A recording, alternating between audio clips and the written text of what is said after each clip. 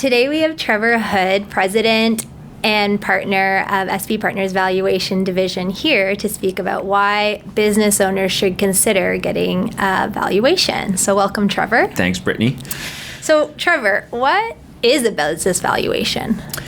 A valuation, it's kind of a theoretical determination of the price that a business would be bought or sold for. So you think about it that, a buyer and seller come and try and negotiate, and so what is the price that they would negotiate to purchase or sell the business, and so as a business valuator, we're doing that kind of in a theoretical sense because we don't have that negotiation happening. So it's our kind of using our judgment to determine what we think those two, the buyer and seller, would negotiate from a purchase price standpoint.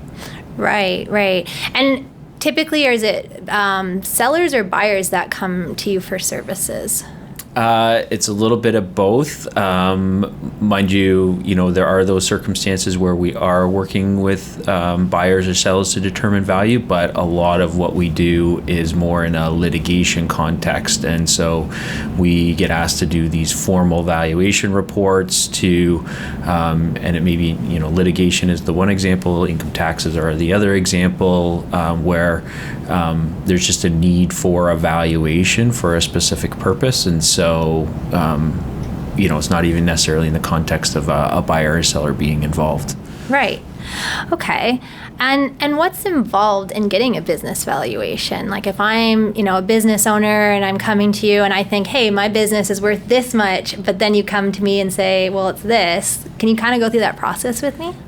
Yeah, so our first stage is to gather some information. We'll gather some preliminary information to give a client a sense in terms of our fees for doing that valuation. And once we figure that out, we gather some more information. And so the first part for us is to do some analytical work in the background, and then we'll come back to the owner of the business and then really kind of dig into their business and help try and understand their business.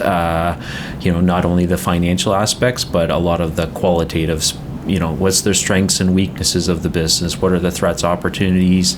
Really try and understand where the risk factors are for that particular business.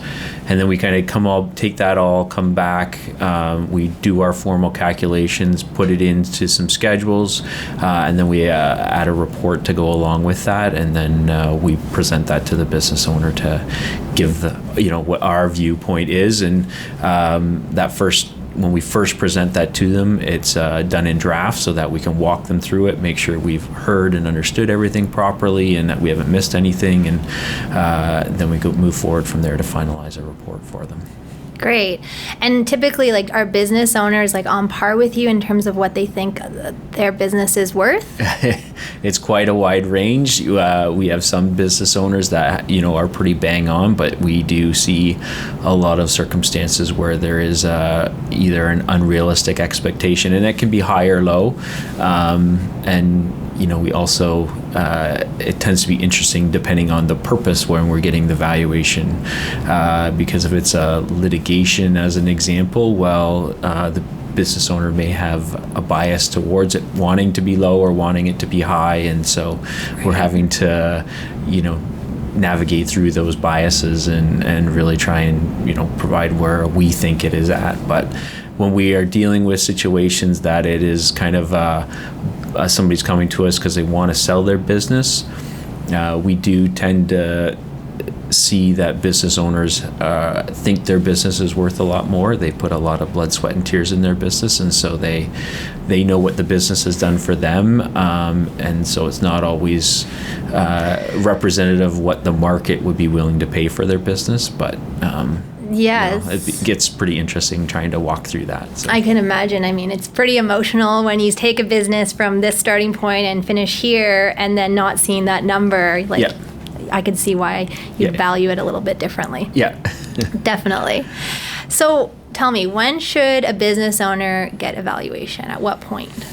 Yeah, so I think to kind of follow on that point that we were just talking about, I think, on one hand, if business owners want to do proper planning, it makes sense for them to regularly have a business valuation done so that they can understand that and not, all of a sudden when they want to go sell their business, they have this, they have an unrealistic expectation, so Right. they know what they're dealing with.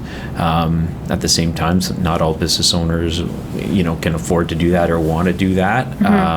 And so a lot of times our business valuations are just because of there's a triggering event that happens. Either, they're doing an income tax reorganization, and so they need it. There's some type of divorce or something like that happens, and so they need to have a valuation done. So that's where the bulk of our valuations are, but we do occasionally do them for some business owners on a fairly regular basis so that they can, have that understanding of where their business is going. Maybe they can talk to us about what are some of the factors that they can look at to, change the way a business might be valued in terms of reducing some risk factors or other things that we call them value drivers. What are some of the value drivers that they can look at and potentially enhance the value of their business if they want to sell it? Sure. So what would be some of those risk factors that you're referring to?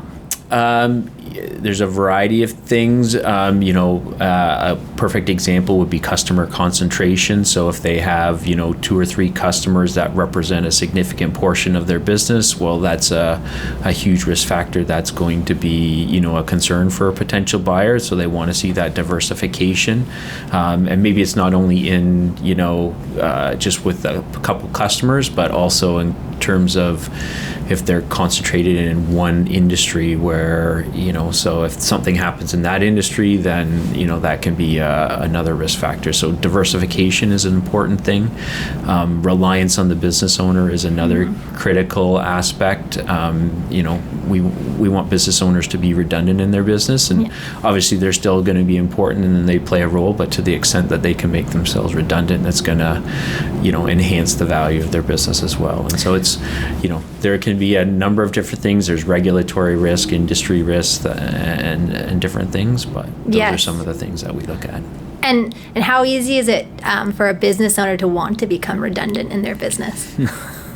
I think, a lot of business owners, like to be redundant because that means they can vacation and go away without having to worry about their business, and if their business can operate without them. But at the same time, depending on the size of their business, it's sometimes hard to get that, key people in that can take over for them or, deal with things when they're away. So that's where the challenge is. It tends to be from a size standpoint. Right. Is there anything else a business owner should consider when it comes to valuations? No, I think it's just having that understanding is the big thing, and try and understand what drives value, what potential buyers are looking for is an important piece. So a little bit of education is important, so that once they have that understanding, then they can do things to change or impact the value of their business, and then they can also have a realistic expectation of value when they do go to sell. Great. Well, thank you, Trevor. No problem. Thank you.